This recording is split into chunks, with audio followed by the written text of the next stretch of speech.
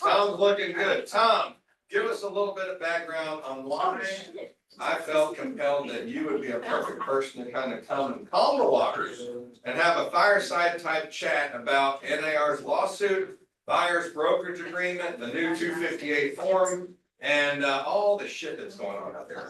Well, Terry, as you taught me, this whole thing is problematic. Terry was in a class of mine years ago, and apparently I say problematic a lot. And so he hammered me on that. That became his new word. I don't know if he still uses it. We had a drinking game. That could, yeah, that could be. In class. That could be problematic.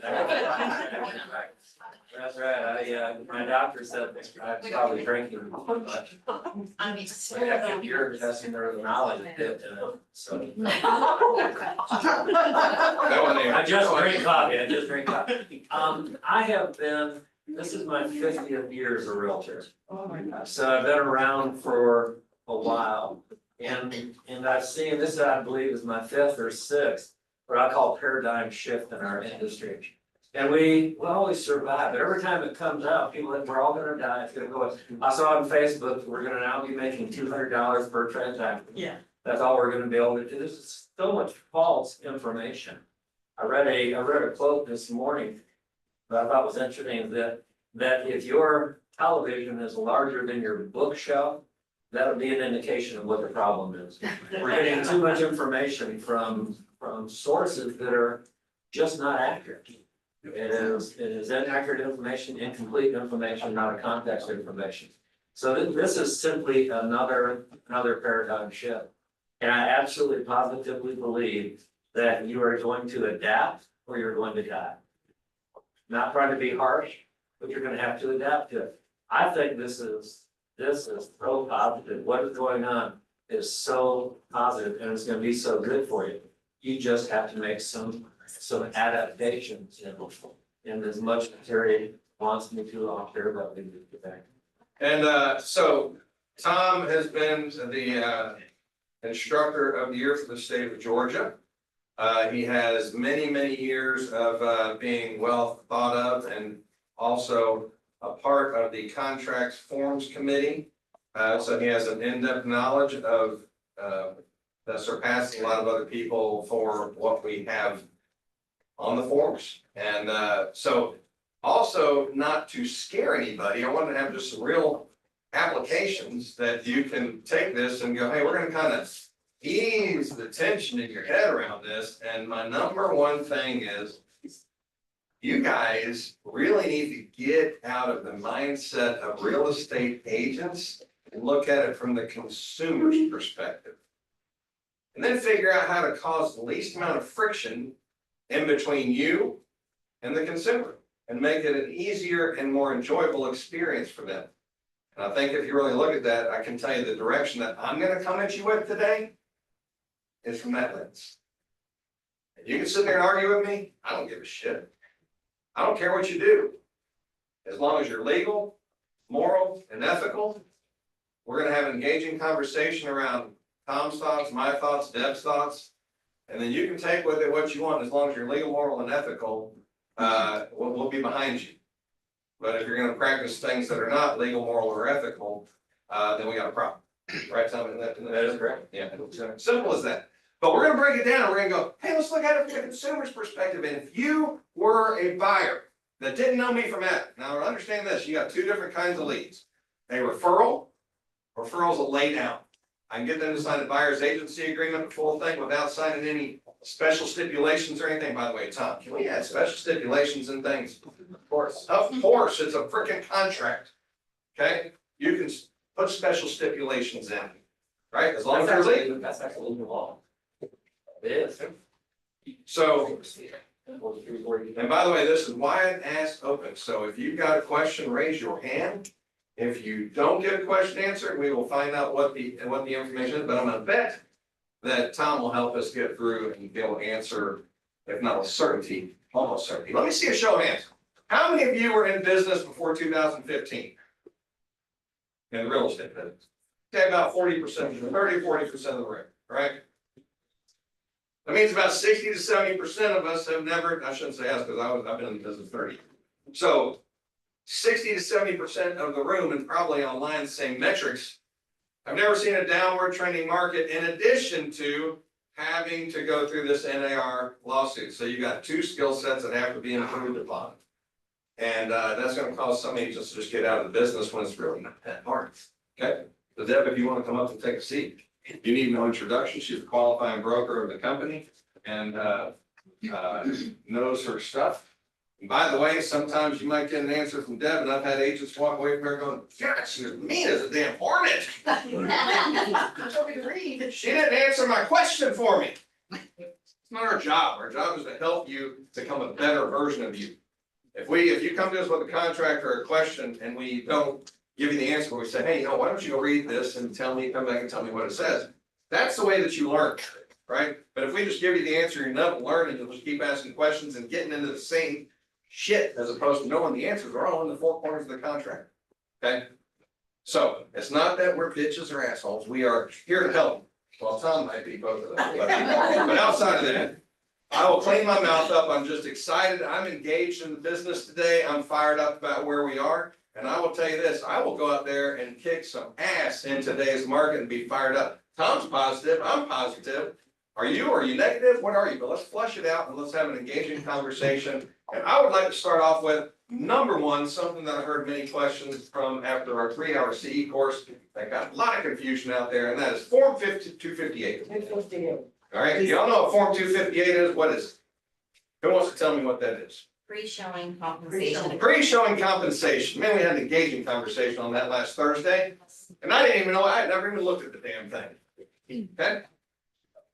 So let's talk about Form 258. Let's talk about Form 258. I understand that Terry and Deb and I have not talked about this. Yeah, by the way, I don't know. I wanted it this way. I've got my opinions. Tom has his. We're gonna talk through this without knowing, but I do know Tom is consumer focused, not agent focused. Yeah, Terry and I talked the other day, and so we haven't talked about, I'm gonna say upfront, company policy trumps. If you've been in the business as long as I have, and you've been on earth as long as I have, you can't help but generate opinions from your experiences. So I have a lot of opinions. Opinions are not facts. Facts we can't argue about. Opinions, you can differ from mine. With that being said, I think the most important thing is I'll share with you my opinion, but you follow company policy. Company policy trumps my opinion every time. So what I'm getting ready to give you is my opinion.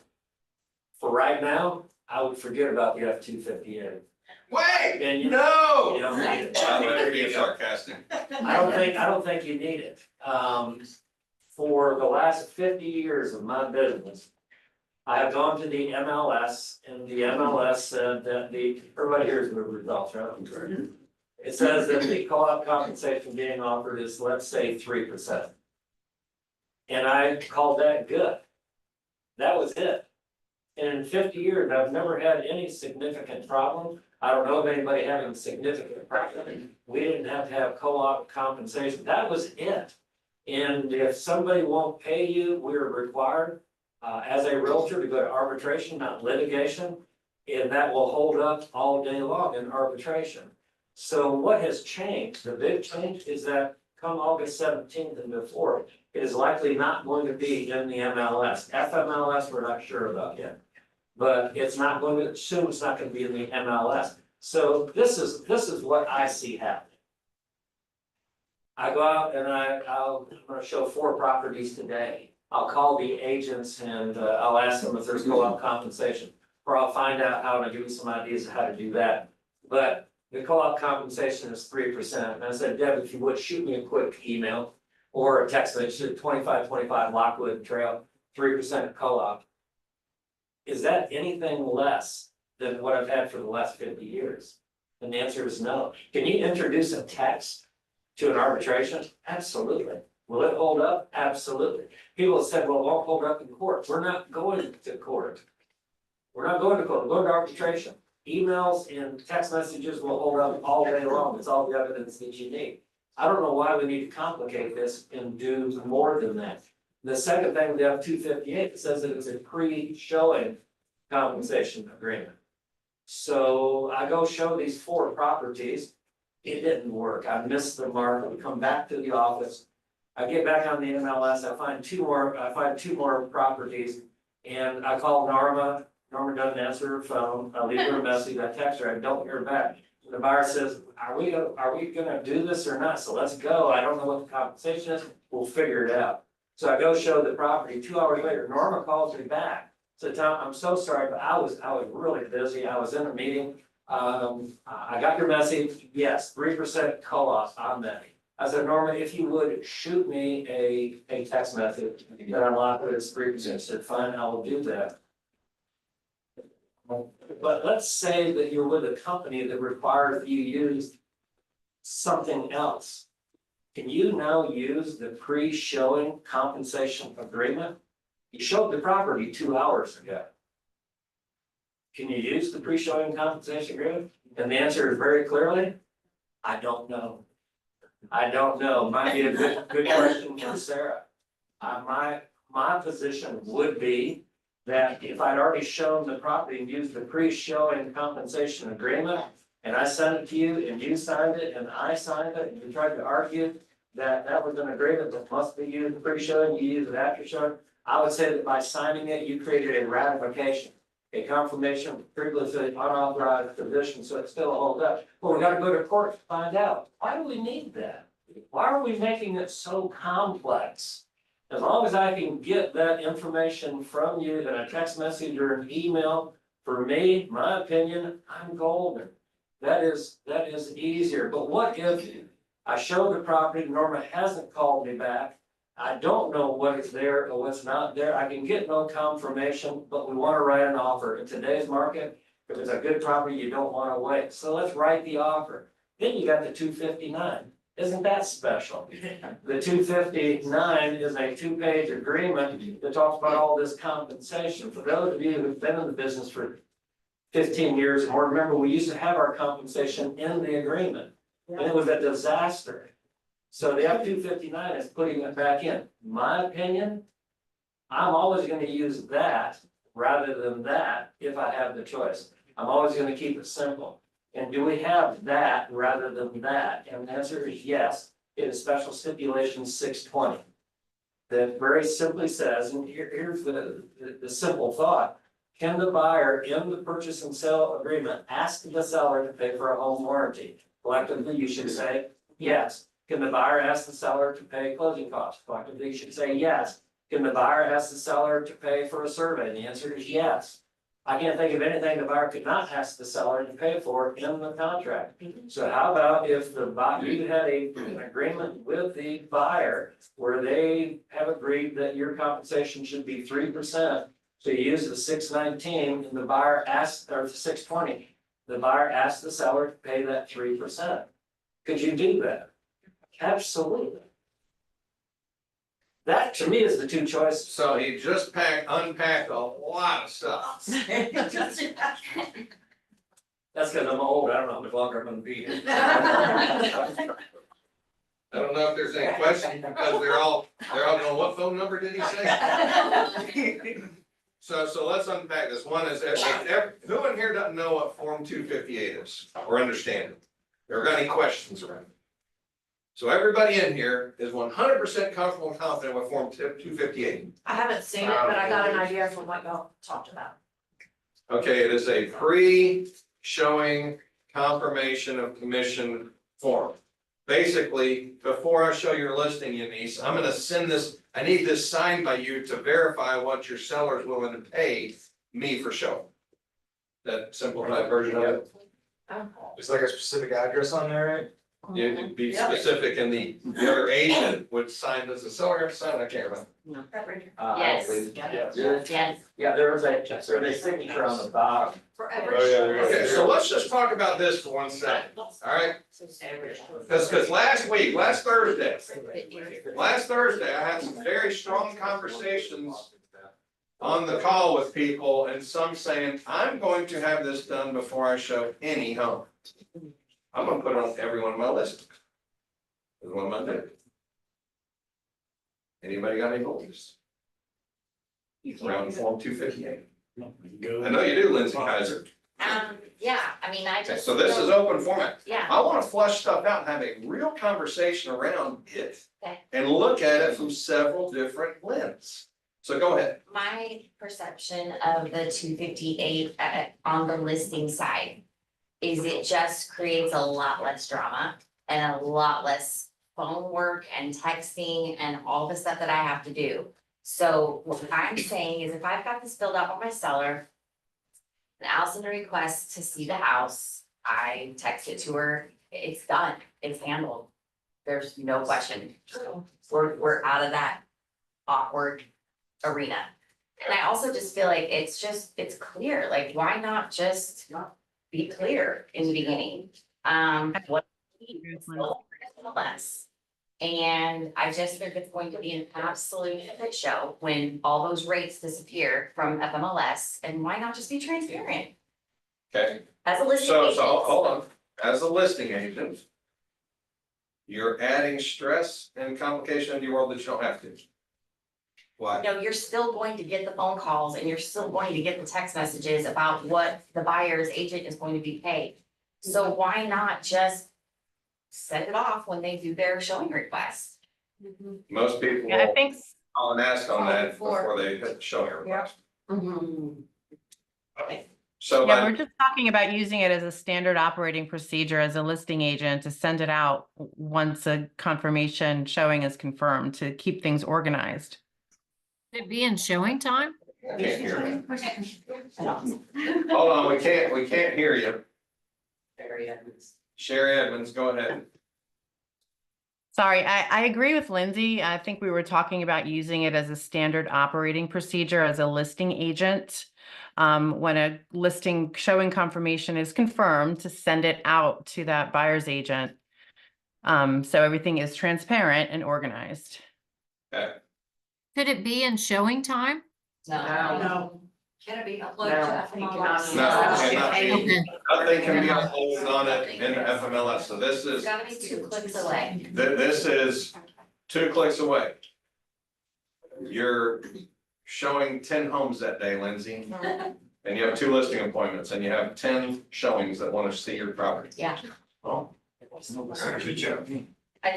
said shit show? I agree, shit show myself, but that's Yeah, okay. it's easier than taking 10 phone calls when you're, I mean, obviously when a buyer, usually a buyer's agent will call you after they see the house and they'll say, hey, my client really liked the house. Talk to me about this, this and that. But guess what? We're having a conversation. We get to have it like we used to, and it's not about, oh, and by the way, what do you pay?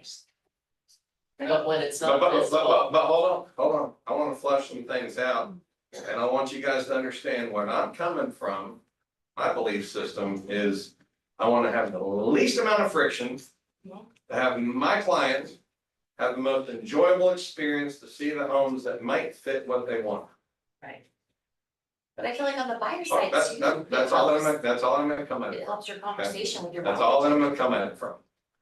Lewis, I'm gonna step back on, somebody had mentioned showing time, and that was what I thought our kind of resolution or solution for this issue is. We put in showing time in documents, somebody schedules a showing on our listing, the disclosures that are relevant to that listing. Now, the F-258 or whatever the fuck it's called, that's a disclosure, no, It's not. isn't it? it is not a disclosure. It's an agreement. How is that? It is referencing commission, and nothing can be on the MLS Is showing that time references MLS? commission. Is showing time Well, MLS? showing That time because goes, it's linked to to the Georgia MLS, MLS and Georgia MLS is part of the lawsuit because it's realtor owned, you cannot put it in showing. So anything associated with. Anything MLS, associated with Not just an MLS, but anything a associated. realtor, yeah. Interesting. so, and do keep in mind, Tom shared something that's really important. In Atlanta, right now, this could change. FMLS is not required to not show the commission because they are not owned by a board. Okay, MLS is.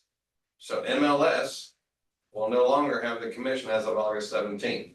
They may do it sooner, don't know, but August 17th they'll be gone. FMLS will still carry it at this point in time because they've chosen at this point in time not to be included in the lawsuit settlement. I ask a quick question?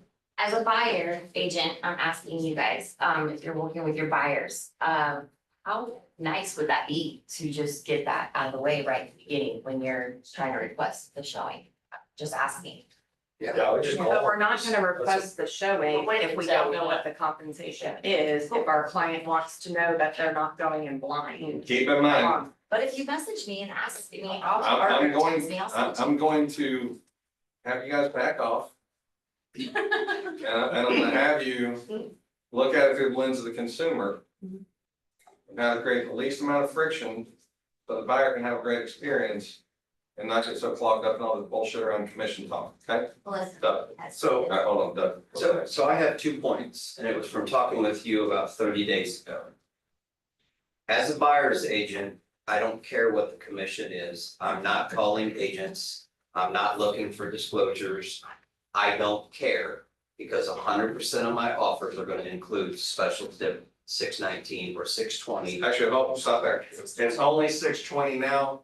619 is no longer, I just want to be, hold on, let me just be clear on this. 619, special stipulation 619 no longer exists or is needed because VA took back that a seller could not pay the buyer's agent commission, or the buyers could not pay the commission. Okay. Now VA has said buyer can, so that is no longer. So 620. 620 is all it got. So my understanding was, as I meet a new client, I'm gonna have a conversation with them. And it's gonna be something like, in the event we find a property that you would like to present an offer on, they may be offering 0 compensation to my brokerage. However, I am going to request broker compensation through our offer. In the event there's a shortage, we will agree that you will cover the shortage up to whatever we agree to. That's where he told me that needs to be consistent so that there's no fair housing problem.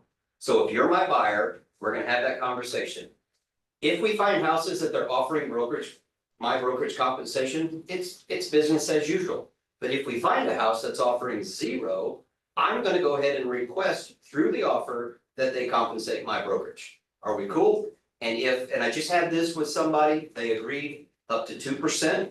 And I did verbally say out loud, if the house is offering 3, I'm going to credit you, anything over 2 is being credited to you for closing costs. If they're offering 1, then you would make up the difference of 1%. We put that in the special steps of the buyer brokerage, exclusive buyer brokerage agreement. I leave all the top spots blank and I just write the words in special steps. This is what we agreed upon. So if we're gonna go see 3 houses this afternoon, I'm not calling free listing agents, I'm not looking for disclosures on showing time. We're gonna go see those houses. If they love the first house, we're gonna send an offer. We're gonna include special stip requesting the compensation. They know that if this house is offering 0, they're on the hook for up to 2%. If they're offering over, they're gonna get credited back. And as a listing agent, in my last listing presentation 3 or 4 days ago, I said, we talked about, I kept it decoupled, and asked them, it's their choice, do you wish to offer buyer's brokerage compensation? And they said, Doug, we've sold several homes in our day, we understand the importance of offering to the buyer side. I said, okay, we agreed upon a number, and then I said, one time, we can sign the F-258, I will have it in my possession. And if another agent calls me or inquires about what this house is offering for buyer brokerage compensation, I have the form. And they agreed. So we signed the form one time. I have it. If Lisa wants to show my property this afternoon, you can call me. I can say, this is what they're offering. Just had an agent last night send an offer and she said, wanted to make sure you were offering 2.5% buy. I said, yes, it's paid by the seller. It's part of the contract. She said, perfect. She sent the offer. That's how I thought we were gonna do this. Just as a listing agent, talk about the compensation. And if they say 0, your F-258 reflects 0. If it reflects 2%, it reflects whatever it reflects. It's part of the signing the exclusive listing agreement, getting the dual checklist. And then as a buyer's agent, you've had the agreement that if a property's offering 0, you've already agreed what you're gonna compensate my brokerage, and we go. And I'm not making phone calls, I'm not harassing you as a listing agent. It is what it is. What's the flaw in that system? Do you have the seller sign with 258? Yeah. Not necessary. Well, But that's the other part of the confusion with this. Is that bottom of it, and it is very confusing, it really is. The other time the seller has to sign it, and it's there in capitalized high, is if they are making that offer of compensation directly without going through the listing broker. But you have that agreement, with the listing broker, that they're gonna pay 6 and 3 of it goes to Yes. the brokerage, so the seller doesn't have to sign it. I'm just pointing that out, Yeah. that's part of it. Let me throw out an idea. I've been throwing this out to people. And I think it simplifies, I think it'll meet the needs of everybody. Because we don't wanna negotiate things that don't have to be negotiated. There, as far as doing the F-258. And you put into MLS, showing instructions, go to showing time. And I go to showing time, I said, I wanna show it tomorrow at 3 p.m.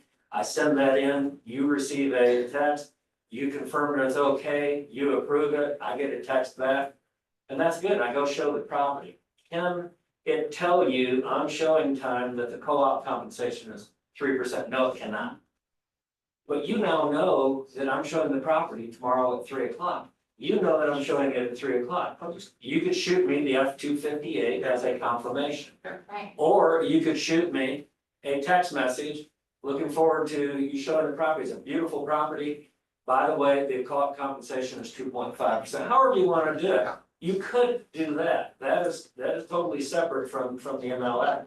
But something else that you could do, if I was you, if I was in the business today producing, and that's what I had to do is sell real estate, make a living and feed my family. I would leave here immediately, go to GoDaddy.com or something else and try to lock in the website, tomscoopcompensation.com. Or come get you some. Actually, that's been taken, I won't say by who, but it's available for $4,950. Everybody loves that one. I'll go ahead and throw this at her because I love y'all. I'll give you this one for free. ComeGetYouSome.com has been taken. So it's ComeGetYouSome.net, ComeGetYouSome.info, ComeGetYou.biz. But you know what is available as of yesterday? GetYouSome.com. You have to lock at it right now, brother. GetYouSome.com. And in my mind, this could be done by the brokerage firm or it could be done by the individual agent or both. And what I would do is create this GetYouSome.com. It'd be very simple. It's gonna have 4 columns in my mind. It's gonna have the listing address. It's gonna have the list price. It's gonna have the co-op compensation being offered. And then I click here for full information, go to my website. Very simple. I'm then gonna go back in my files for the last 3 years. Everybody that I've co-op with, I'm gonna send this information to you. I'm gonna send you an email and I'm gonna send you a letter. Anytime, I love co-op with you, want to do it again. If you have any questions on any of my listings with, this is the easy way to get it, go to ComeGetYouSome.com and look at it, it is right there. I'm then gonna send the same letter to the brokerage firm of the agent and ask them to share that at their sales meeting. I'm then gonna go and do the same thing to the movers and the shakers in my area, even though we haven't co-op together. I'm gonna send it to people like Century 21 Results, because I know they're pumping a lot of real estate. I'm then gonna create a quick response code, QR code, and I'm gonna have that printed on a pressure sensitive label, I'm gonna put it on all of my signs. So they're right there for God and everybody. I'm then gonna put that QR code on all of my flyers. And I'm gonna go to all of the networking events that I can do within the boards, and pass this out. In a very short period of time, people are gonna know that to co-op with me is easy. They don't have this, they've got an uncomfortable question about, am I being paid how much and how are we gonna do this? The 258, the 259, is a text message enough? If an email is, see, to me, this website idea is even easier than the email or the text message. You're right, Doug, you don't have to call. Because we've done business for you, you know me, all you gotta do is go to that website. Now, individually, y'all are smarter than I am. Individually, you know more about technology than I do. Collectively, you have more experience than I do. Individually, have more education than I do. So certainly, you can come up with a better idea. But right now, I haven't heard a better one. And you put that website in the, And can you put it where? in the You listing. cannot put it in the MLS. You cannot put it. We in have a the couple MLS. questions on the chat box. Go ahead. Will, go ahead. And also Melissa, actually Melissa, you go first because I know you had a suggestion. Yes. Hey, everybody. Can you hear me okay? Yes. Awesome. Hey, I actually had a call with a lot of my TCs yesterday because we're trying to figure out how we can support our agents on this. And there's just an idea of mine because obviously the day and age, there's got to be a way that you can create like a drip campaign or a trigger that when somebody is setting up something in showing time, it triggers an email to the listing agent if they have an assistant or something that our office can also assist the agents on where they're immediately sending that agreement directly to the buyer's agent before they even show a property. It's got to be something that can be done. Wouldn't that make sense? If I can answer that, it does, but I'll be honest with you, right now, I would be real careful. The DOJ is not happy with this. Give you a little background, after this, DOJ filed a lawsuit against NAR in 2019, it was settled in 2020. And then the DOJ almost immediately pulled back from it, they withdrew from the settlement. Because they weren't happy with the pound of flesh that they got. And then we had the Sitzer-Burnett case, which has brought us together today in 2022, got the decision in 2023. As soon as we got that decision in October 30th of last year, over 20 copycat lawsuits were filed across the nation. One of them in the Northeast, I believe it was in Massachusetts. The Department of Justice, although they were not involved in this, they sent a letter to the court, an LOI, a letter of interest, saying that we are not a participant in this case. However, we are interested in the outcome. And what we believe is that a seller should not be allowed legally to pay the buyer's broker. That should not be allowed legally. It shouldn't be allowed to have. That's what we think. So now we've got this lawsuit. All the copycat lawsuits have gone away potentially because of the class action status. But I heard this morning on the way here from a very, very good source that the DOJ has every intention, because the court has not approved the settlement yet. They won't until November. They intend to go to the court and tell them that they are against the settlement being approved by the court. Because the settlement says clearly that the seller can fund it out of the transaction, and that we can talk about it just off MLS. But I think they've very much shown their hand. They are not happy with this settlement. They don't feel they've got enough flesh from us. $418 million was not enough. Being less transparent in our practice was not enough. So I would be careful right now, and they are actively have said that we're looking for anybody that is trying to clearly circumvent the spirit, not necessarily the word, but the spirit of the settlement. So I would just be real cautious right now, would be my recommendation, until we get some more clarity. I heard somebody bring up the 2-click rule. That very well could be true, but I have not seen that from an authoritative source. The 2-click rule is that if you clicked on MLS and went to this link to my website, and then on my website, there was another click to the co-op compensation, that if you had to click twice, that's okay. That does actually make some sense to me that that could be true, but I have not seen that authoritatively from me. Facts.realtor, FACTS.realtor is where I'm getting most of my information. The actual settlement is there. It's 108 pages. I have read the entire settlement, which is an indication that I have no life. So I have read the settlement. They've got over 100 questions on their FAQ. I've read those also. Before I met Terry, I had a pretty clear conscience and I slept at night. Since right now, I don't sleep, so I read lawsuits. This is what I do in my free time now. Thanks, Tom. So no, it's problematic, our relationship. So I would just be cautious right now, and I would not do anything that could be perceived as certain, but there's a lot of things that we clearly can do. Just at the core. We can talk about buyer brokerage compensation with our sellers. Yes, Sellers can agree to pay. yes, We document it accordingly. yes, And we list the property. yes. As buyer's agents, we need to protect ourselves and have the conversation that they might have to pay us out of their pocket for our services. Yes, We talk about it, we document it, and we move on. that, Am I seeing this as way too simple? no, I don't think so. At the core- Now, for me, I would say it differently. You're saying that you may have to pay.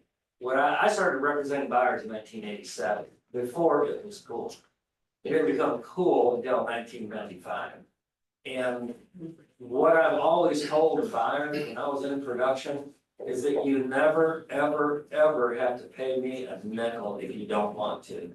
It is always your choice. So that's kind of the other way of saying that you might have to pay me. I tell you never have to pay me if you don't want to. Well, but at Also, some point, your Right, bills we're gonna have aren't gonna be paid on your generosities. Well, no, So I'm saying that if I find you a property that you want and you really like. And they're not offering co-op compensation, I could use the special stip 620. I can call the agent and talk to them about this, will they offer the compensation? And that's what there's things that we can do, and then at the end of the day, they're hard nosed, they know what they've got, they're not paying anything. Our agreement is 3%. And if you wanna buy the property at this price, just know it's gonna cost you another 3%. This is what I may not tell them, you can also negotiate with me. Because the reality is, well, I take 2 rather than 3. If you've been a big enough pain in my ass the last 6 months, yes, I might take 2 and call it good, get you out of my car. Right, but it's a conversation you and I had. And I'll handle that in a minute. Will, did you Yeah, have a Will. question? Yeah, I want to circle back around to the relevance of individual websites for properties and get clarity on something that I read. I don't have the agreement in front of me, so I'm hoping I don't butcher this, but I've interpreted it to mean I have a branded website that has an IDX feed that's fed directly from 4 different MLSs. I cannot have commission, like anything about commissions on my branded website because it's fed by an IDX feed, which integrates into the tech stack, which is the MLS. Is that correct? Is that a correct interpretation? That is such a fundamental question, I'm gonna let Deb answer it. Oh, I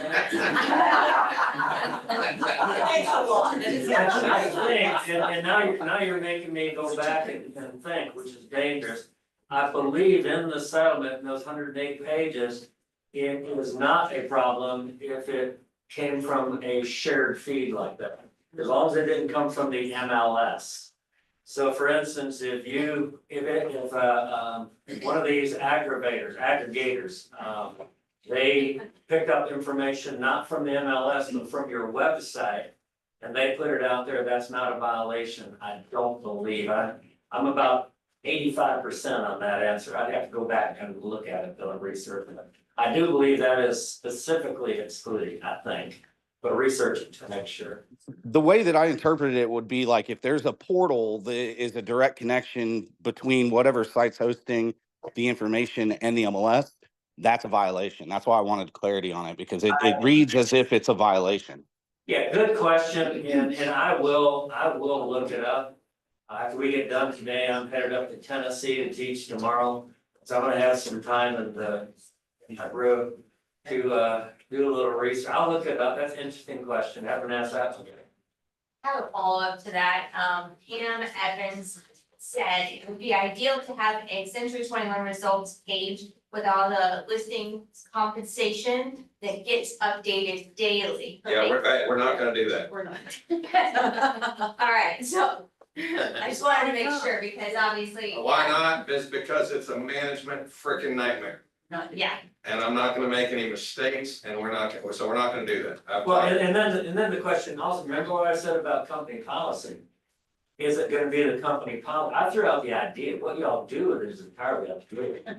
Is Terry and Deb sitting here cringing because I said that, because they don't want you to have this on individual websites. I have no idea how y'all feel. Well, no, here, I'm gonna read I this. understand the I'm gonna problem. read this. I'm in a group with some extremely large brokers across the country, one of which their MLS shut their system down July 1st from offering any buyer payment compensation. Here's the facts. 230 homes we have put under contract in the past 2 weeks. Keep in mind, they're 2 weeks, they're in advance of us, right? They already are in the system playing with no commission advertising. Out of the 230 homes we put under contract in the past 2 weeks, 98% of all accepted purchase agreements have included seller paying a buyer brokerage commission. We are not advertising a compensation on our website or anywhere for that matter. We are permitting agents to market the fees they're willing to pay to their sellers, if their sellers want to, in their personal marketing, i.e. personal brochures in the home, nothing from the company platform. Our listing contracts, for the most part, have a fee in them. When I say fee, it is the buyer's fee, agent fee. In them, but we are positioning our sellers that we won't market a buyer fee. We will see what comes in with all offers. We are still getting offers, including seller paying buyer fee. We armed our listing contract, we amend our listing contract if the buyer fee request is lower than what our sellers agreed to in our listing contract. The amendment is specific to the particular buyer. This in case the deal falls apart.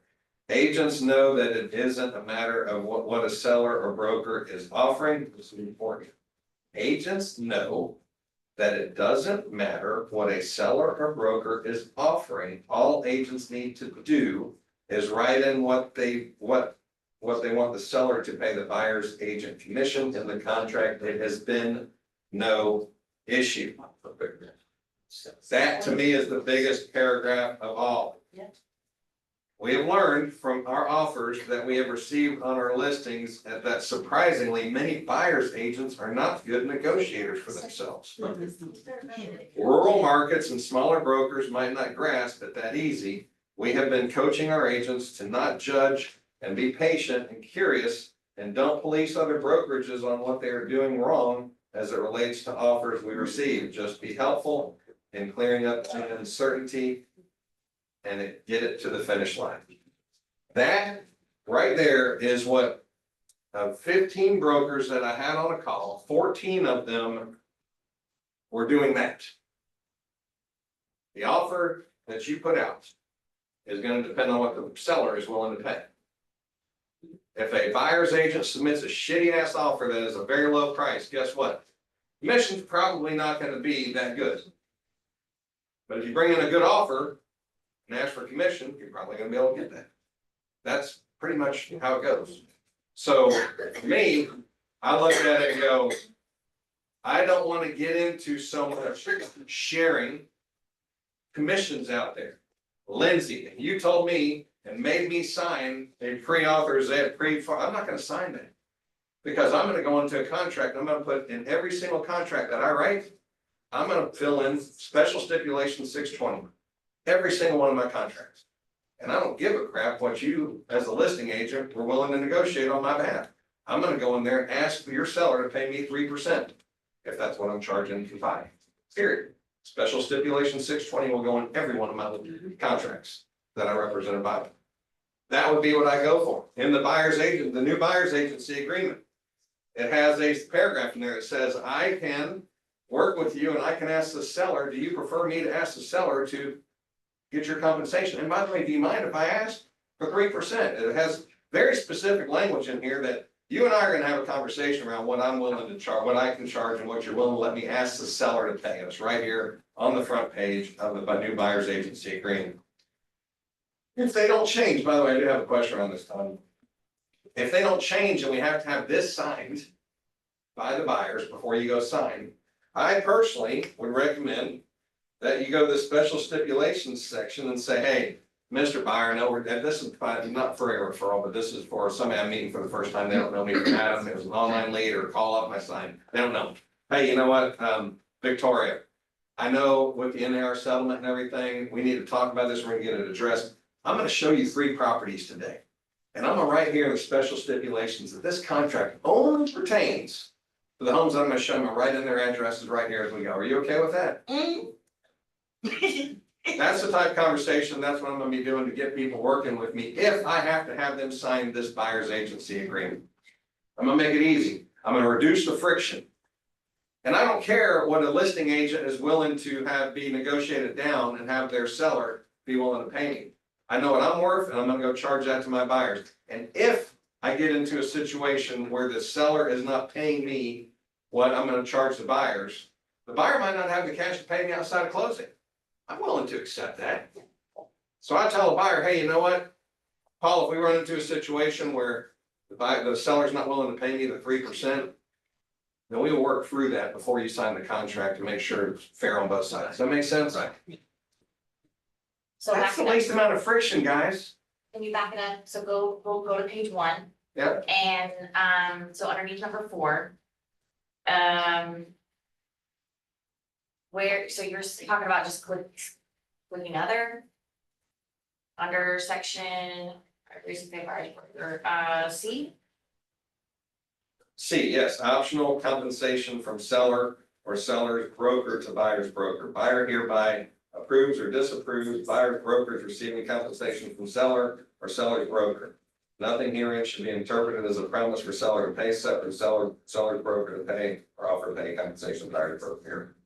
And then down below that, If buyer approves such compensation being paid by the seller and or seller's broker to the buyer broker, the maximum amount that the buyer broker may receive from the seller and or seller's broker is as follows, and I'll put in there 3%. Yeah. And then a special stipulation, and then turn, and I would have, every single time I meet with a buyer, I'd sit down and say, hey, Lindsay, I'll tell you what, every single contract, I'm gonna put in there the special stipulation 16, which clearly asks 620, which clearly asks the seller to pay my commission. And if they're not willing to pay what I'm putting up here, then you and I can work through whatever our situation is gonna work out to be. So you're Is not that putting good with you? anything under B, is that correct? Huh? You're not putting anything under B, is that correct? Under B? Yeah. B talk about what the buyer's obligation. Correct. No, I'll put it all under C. I would put it all under C. I'm just telling you guys, here's what I would do to reduce friction with somebody that I don't know, that I'm willing to go out there and start working, to make it be as comfortable as it was before all this crap came to be. But what if the answer from the buyer is that there's no situation where I can pay you? Well, you're not. You know what, I'm willing to work with you on that, if that's legitimate. I'm willing to work with you. I'm gonna tell you this, guys, I operate 100% from a mind of abundance. If you don't know what scarcity or abundance is, if you're not willing to go out there and work like that, then you're scarcity minded. I How would know, you write that up? I know I'm going to, but you don't have to, you can't write it up. you said. Here's what I'm gonna do. You and I'm gonna go ask for 3%. Are you fine with them, the seller paying me, being willing to pay me 3%? Yes. Okay. If we run into a situation where, let's say that they're willing to pay me 1%, then you and I have to work through whatever our agreement's gonna be at that time before you sign the contract. Does that make sense? So before you sign anything, we have to have that worked out. The sales. And if I'm willing to take 1%, we will have that identified and I will agree to that. What's that fair housing if you give her 0 and the next person you take? My standard operating procedure is I'm going to charge and write in there, everybody's gonna see in the buyer brokerage agreement that I'm charging 3%. If I have to negotiate in a contract because the seller's pushing back, I'm fine. So you're gonna take 0 if that happens. If that happens, but I'm gonna call the listing agent. One, if I'm a listing agent, I'm gonna tell the seller, hey, and let's say the seller's steadfast and saying, I'm not paying the buyer's agent a damn dime. Okay, and I take the listing on, I'm gonna say, hey, Mr. Seller, here's what I want you to, Mr. or Mrs. Seller. I want you to realize most every contract that comes in here, the buyer's agent's gonna be asking you to pay their commission. Because buyers aren't just accepting this. And I want you to be prepared that when that happens, we're gonna negotiate back on price, not commission. And the reason we're gonna do that, we can increase the price to make you get your net out, because I don't wanna have too much friction caused between the buyer and the buyer's agent. That's gonna help you get to the finish line. If I'm on the other side, then I can be flexible in that. I'm gonna tell you guys this, I've done deals for free. I've listed homes that didn't sell. Guess what? That means I lost money. So don't tell me you're not willing to represent somebody and take it for less, because you do it every day when you work for a seller and it didn't sell. You lost money. So if you work for a buyer and you have to reduce your commission, so what? Go serve the people and find them the damn home they want and build a referral base that kicks ass through the years versus being scarcity mindset. That's the difference. Yes, Joe.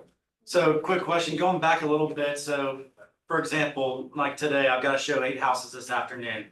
I could, if I have the option to either call 8 agents that asking if they're willing to pay the commission, or I could spend that time calling 8 people that are potentially looking to buy or sell real estate. My, of course, focus would rather be on calling people that could potentially transact with me instead of calling agents, right? Is it legal to have Kendall, for example, who's our office manager at my office, my assistant, to call the agents just to get them to send a quick text to her saying that, yes, we are willing to pay a 3% commission? Would that stand up in arbitration, or would it have to be directly between? Is she licensed? Yeah, she's licensed. If she's licensed, there certainly is no. Even if it would be me on the contract. If and not her it on the was contract? me, if it was me, I wouldn't want to rely simply on he said, she said.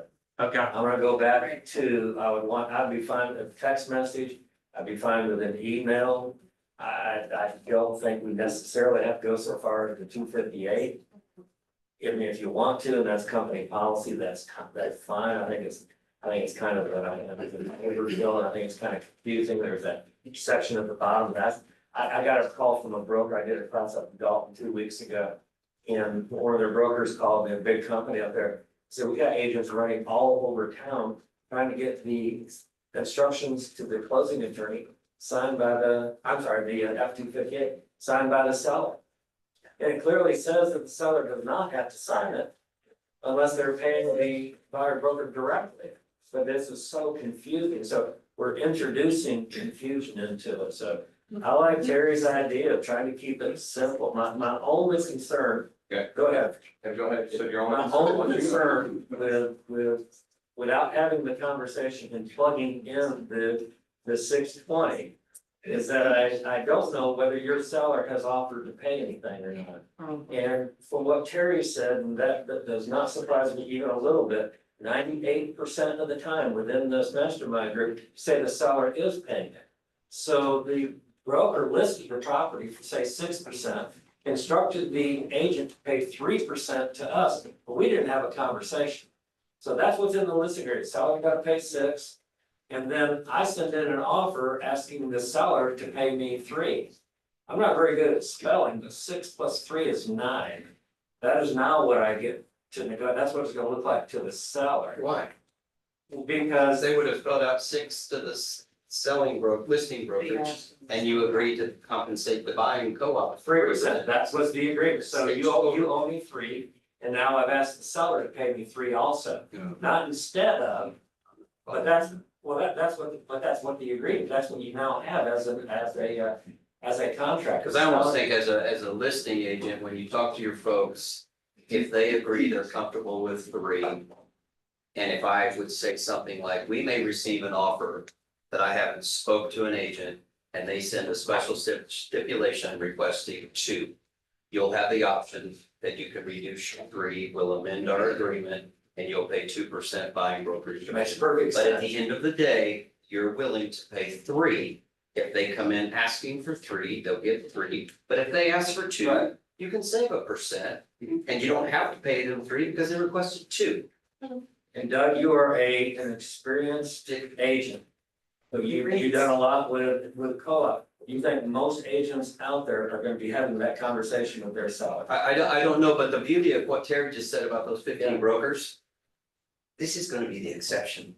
98% of the properties, your list agents are gonna have conversations I agree. about buyer compensation and probably come to an agreement. Yeah. I mean, how many showings do we show each week that it's zero? I think I had 2 in the month of July, 2. 2 out of, So Tom, here's my question. My practice to best serve my clients is to A, wait to get some form of communication back from an agent who, let's say they're one of the bad agents, may or may not. may or may not get back to me that day. Happens. How many of y'all call an agent, you don't get an answer, you don't get a return call for 6 months? Okay, so let's be real with that. Oh, by the way, that was before all this shit goes into play, and they're gonna have more on their plate to answer and return calls that they weren't doing before anyway. So let's just talk real world. Absolutely. If my practice says I wanna get whoever I'm working with and whatever fees I'm gonna collect, that's between me and them, I wanna get them in the homes as fast as possible, because what if you got a multiple offer scenario? And I'm sitting there waiting on some dumbass to reply back to me that's not going to. 5 offers get ahead of me. I'm sitting back waiting. All of a sudden they negotiate a contract. I never got my buyer because I was waiting on a damn former answer to come back. Yeah. Could that happen? Hell yes, it could happen. You get a property where there's 20 or 30 people jumping on the first day, it's gonna happen. Yeah. So I look at it this way. The only people that are getting screwed in this whole damn thing is the consumer. I look at it and go, I want to deliver the easiest process to the consumer. That's all I give a shit about. And by the way, if I go out there with that attitude and I'm willing to take it on the chin, if by chance I'm working with you and they're only willing to pay me 1% and you don't have any money in your pocket, pay me, I'm willing to do that. I'm not ever gonna make it about the commission. And by the way, if you don't like that line of thinking, that's how we built this company right here today. And there are smaller companies that they preach off of, we're not gonna do it unless you get this. Guess what? That's scarcity minded, not abundance minded. So just think about that. That's what I challenge you guys on. We are in a world of shit right now to the consumer. We need to clean it up. We need to look at it from the consumer's eyes, not ours. Period. So think about it and operate from that perspective. And I can tell you, we will be protected. And you will make a bloody fortune in this business by being proactive about consumers' interest first. So if we go your route. Hold on, I heard like- Tom say something. I want him to say it a little louder. What'd you say, Tom? What's gonna happen, I said it earlier, you adapt or you die. But if you'll do these things, you've got great leadership here. Going forward, y'all are not going, if you will do the things that are being put out here, you will not survive the coming market. You will thrive in this coming market. I've seen it happen 5 times. That's what happens. We go into these paradigm shifts, and the people that know how to adapt, they come out of it 10 times better than they went into it. Now, I like Lindsay and Doug's idea of having the 258 form signed for the agents that are not gonna be consumer minded first, and they're gonna be needing those forms. Good, have them ready to send out. You're saving yourself time. Get it signed, get ahead of the game. But as my practice, I'm not gonna be doing that every time. I'm not gonna be adding any 1 ounce of stress in my body over this stuff, because really, when you break it down, if you handle it like what I'm telling you to do, it's a nothing burger. I'm really taking it back as close to what it was before all this shit happened. The only thing I've got to do is introduce the buyer's agency agreement to them and say, I've got to have you sign this before I show you any homes. So to make it as easy as possible and not have you read this 8-page freaking document, I'm gonna write in here the addresses I'm showing you today, and until we build an ounce of trust together, I'm not gonna ask you to sign a full buyer's brokerage agreement. It's just gonna be on the properties that I show you, which, by the way, will protect me so that if you try to bring in your freaking agent after the fact, I'm protected. And if you're not willing to sign this, as simple as it is, we ain't going. Okay? Makes sense. So I have not shared my 100% views. Do y'all have any questions about what, and by the way, remember, if you are legal, moral, and ethical, and all that you do, I'm behind you. You don't have to follow my way. But I'm gonna tell you, I would absolutely go out there with the best business mindset for myself and come up with a strategy I feel good about that protects the clients and allows me to go forward and serve the clients to the highest ability and get them the home they want, which is what they hired me to do to begin with. Consumer over commission. What is it about? Any questions? Yes. Brokerage fee is considered a closing cost, correct? No. Well, it depends on how you're asking that. So if you're getting financing, we're asking the seller to pay the 3% Right, buyer's broker's fee. It right. is considered on their settlement statement as a closing cost, right?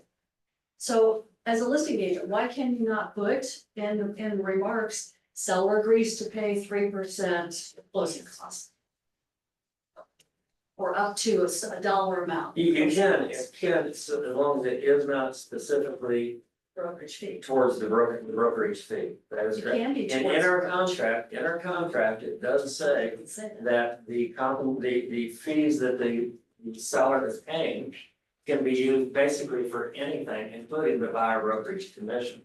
So I think it would be. But remember this, the DOJ Yeah. is gonna be the controlling interest in all of this. Yeah. The DOJ, for whatever reason, does not like realtors. The DOJ does not understand why NAR is in the middle of this whole thing.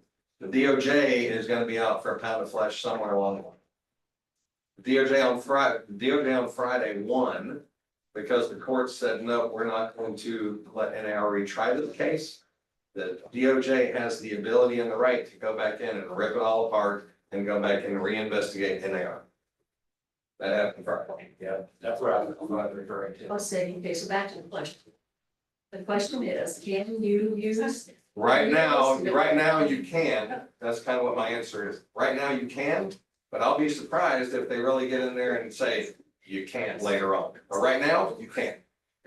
I wouldn't necessarily recommend it. It is something that could be done, because of what I said earlier, we don't wanna do anything that looks like a circumvention, that is gonna put the bullets in the chamber for the DOJ. Isn't that like not decoupling, that's like keeping it coupled? Well, You they keep, would. keep telling me the important part is to decouple. But if I include that in the contract for the seller, I couple buyer compensation in the contract for the seller. Right? So then it can be Because then you have to- spreadsheeted in. You have to call out the buyer closing costs if they think, wow, this is gonna help me with my, no, this buyer closing cost money is actually gonna be used to pay your buyer brokerage. That sounds like that could get kind of hairy. Yeah. Because at some point, well, Let's at some point, you're gonna have to do an amendment or deal. with Let's put it this way, Put it on the I'm not gonna instructions. recommend that you do that. I'm gonna recommend we go by the 2 weeks of study that I've got from a close friend of mine that says none of that stuff has been advertised up there, and guess what? It's all good. And all the hype and shit that they were seeing and thinking was gonna happen, ain't happening. So, Yeah. Can I clarify one thing? If we go back to the buyer brokerage agreement, page Yes. 1. So what I'm hearing is if we choose to go this route, we do not need to put anything into section B. We can just go the route of section C, checking the 3%. I heard that's from Tom, and it's someone gonna refer to Tom or defer to Tom. And then work with our buyer dealing with, we're rolling the dice because we could run into a situation where there is 0. And then we have to say to them, no, I'm gonna be negotiating this. I think what you're gonna find, is like we found 98% of the sellers are still paying you, but we've been telling, it's been in our law since 1994 that we have to disclose to the seller that we are paying the buyer's broker, and the seller has to approve that. This is not new, it's been there since 1994, it's been in all of our listing agreements all these years. So this isn't a big issue with the seller. So I think it's still gonna be there, so personally, my opinion, what I would do is I would sell my value to the buyer. I'd say this is what our company charges, but you never, ever, ever have to pay anything if you don't want to. I can usually get it negotiated in the deal. If we can't, then we're gonna deal with it at that time, but I'm here for your family. You're not gonna lose the perfect property for your family because I'm worried about a couple of dollars. I'll get it on the comeback. We're gonna take care of you. So the compensation that I expect is 3%. I would put that in under B. And then, and I think that 98% of the time they'll sign it and they're fine with it. You've explained that to them. If they're not okay with that and you have to do something else, for instance, somebody calls me today and says, Tom, the property on Tanglewood, is it available? I said, it is. He said, it looks like it's vacant. It is. I said, well, I'm in a black Cadillac Escalade with Florida plates. I'm sitting outside. Can you come show it to me? Yes, I can. Do I have to have them sign something before I tour the property with them? I think the answer is yes. This is gonna be a hard sale to get the, cause my buyer presentation can't take an hour to an hour and a half. We don't have that. So I'm gonna come out here and I'm gonna, say, under current laws and settlements, I need to have something signed. It's not me, it's not my company, it's not, this is across the United States. And I would feel uncomfortable with that if I were you. So let me do this. I'm gonna ask, I've got to stipulate what my compensation is. So this is a slight change to what Larry's, what Larry carried. What Larry's under B, I don't know, $100. The maximum that you could be responsible for, and that's only if you buy the property, would be $100. I'm gonna come down under D. And this says that in the event that I receive any compensation from the seller or the seller's broker, I will reduce your obligation, which was only $100, dollar for dollar. So the worst that could happen to you is that you wanna buy the property, the seller is offering me nothing, you gotta pay me $100. That's the worst that could happen to you. And then under C is where I'm gonna put in that I can accept compensation up to 3% or $10,000. So if they're offering to, I can take it. Because the settlement says that I must stipulate what my compensation is, and I cannot accept more than the agreement.